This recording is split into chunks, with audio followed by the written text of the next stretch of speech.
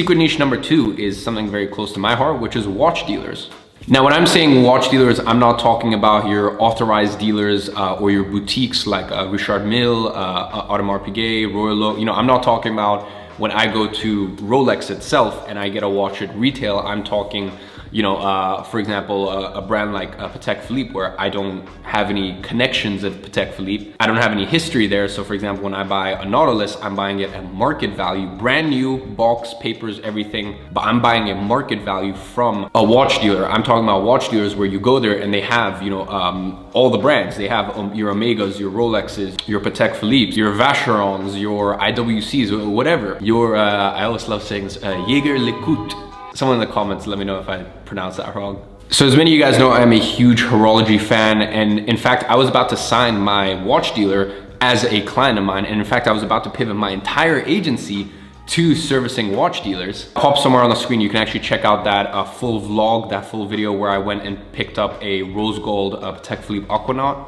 And it was around that time, once again, I was having discussions with my watch dealer for them to come on as a client. And as I said, I saw, and I still do see so much opportunity with these businesses. Now, last minute I decided, okay, Ivan, this is literally the definition of niche hopping. Like, you shouldn't do this. You've spent years building your base with your info product and e-commerce clients. So, I decided to abandon the idea last minute. That said, I learned a lot and I spent a lot of time and even spent some money to learn the ins and outs of that business because I was genuinely thinking of pivoting to that niche. So to give you a bit of context, these dealers, they'll usually make around $1,000 on every single steel Rolex they sell. To give you an example, a watch like this, currently I think it retails for £7,000. Market value I think is around £13,500. It's taken a bit of a hit in 2020, so around £13,500. I know if I went to my watch dealer, I could probably get around £11,500 for this watch now. So that means there's a £2,000 margin. So what they'll do is they'll send it off and they'll get it buffed because this is steel. They'll make sure it looks brand new for their customers and their clients. And yeah, they'll usually end up making around $1,000, and it's a very easy sale. They might get this in and sell it within 48 hours. Sometimes they'll even sell it without going to get it refurbished or buffed up or whatever, because they have a client in mind that they know really wants it.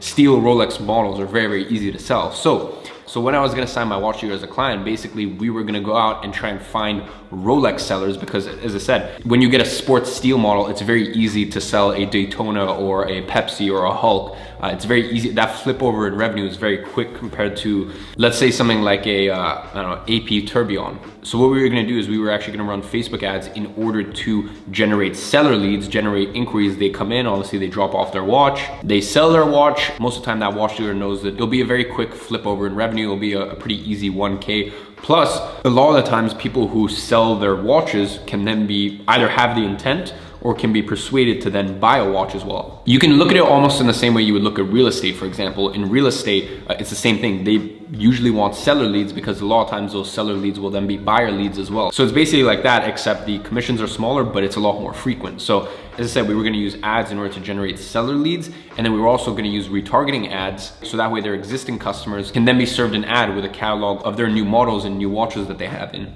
Now for all this, I was actually gonna charge them £4,000 a month service fee plus ad spend.